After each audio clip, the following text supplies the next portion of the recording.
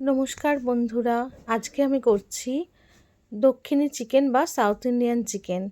এই রেসিপিটা খুব দুর্দান্ত হয় খেতে। এই চিকেনটা তোমরা রুটি, পরোটা, লুচি সবার সাথেই এটা খেতে পারো, ভাতের সাথেও খাওয়া যায়, খুব দারুণ হয়। দেখো, তার জন্য আমি বাটির মধ্যে চিকেনগুলো নিয়ে নিয়েছি। তার মধ্যে দেখো টক দই মিশিয়ে নিচ্ছি।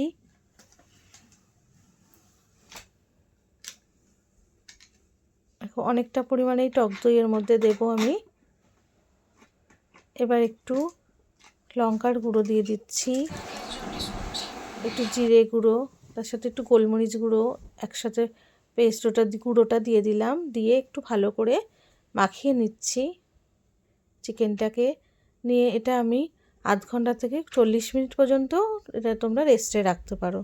তারপর কড়াতে বসিয়ে দিয়েছি গ্যাসে, তেল দিয়ে দিয়েছি। দেখো, এবার আলুগুলো আমি একে একে ভেজে নিচ্ছি। লবণ দিয়ে দিলাম, হলুদ গুঁড়ো দিয়ে দিলাম আলুগুলোর মধ্যে, নিয়ে ভালো করে লাল লাল করে আলুগুলো ভেজে নেব।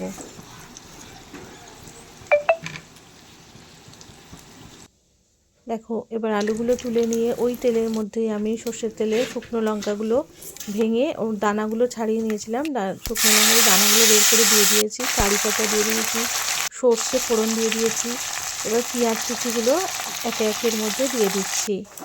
পেঁয়াজ কুচিগুলো দিয়ে ভালো করে নেড়ে নেবো।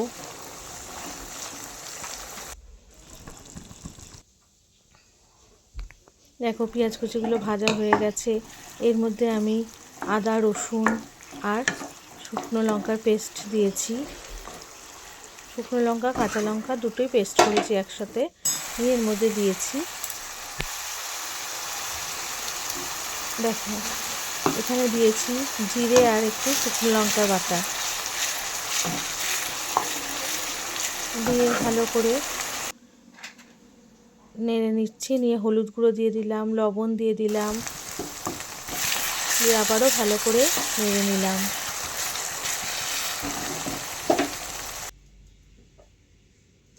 এবার ওই ম্যারিনেশন করা চিকেনগুলো 40 মিনিট যেটা ম্যারিনেশন করেছিলাম ওর মধ্যে দিয়ে দিলাম।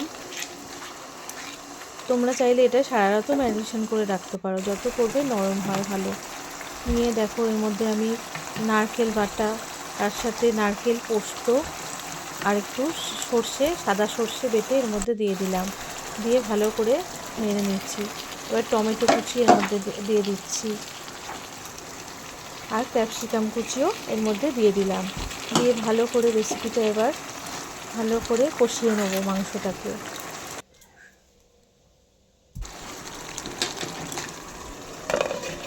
কষানো হয়ে গেলে একটু চাপা দিয়ে রাখলাম 10 মিনিট মতো। দেখো, একটু চাপা দিয়ে রাখার পর একটু জল ছেড়েছে চিকেনটা থেকে।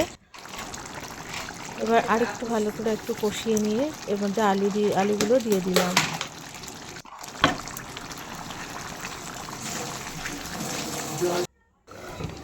আলুগুলো দিয়ে আবার একটু ঢাকা দিয়ে দিয়েছিলাম, ঢাকাটা তুলে দিলাম।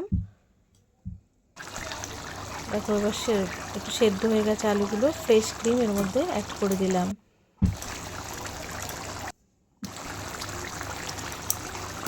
দিয়ে জলটাকে একটু টানিয়ে নেব। দেখো, ভালো করে মাখিয়ে নিয়ে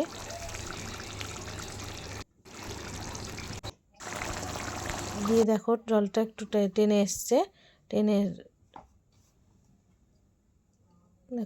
এলে এবার আস্তে আস্তে আমরা রেসিপিটা আর একটু টানিয়ে নিয়ে সার্ভ করে দেবো। দেখো, জলটা টেনে একটু মাখো মাখো হয়ে গেছে। চিকেনটা একটু মাখো মাখো খেলে খুব ভালো লাগে খেতে। তোমরা বাড়িতে এটা ট্রাই করে দেখো, আর দেখো আমার রেসিপিটা কেমন হয়েছে বলতে ভুলো না কিন্তু। এটা তোমরা ভাত, রুটি, পরোটা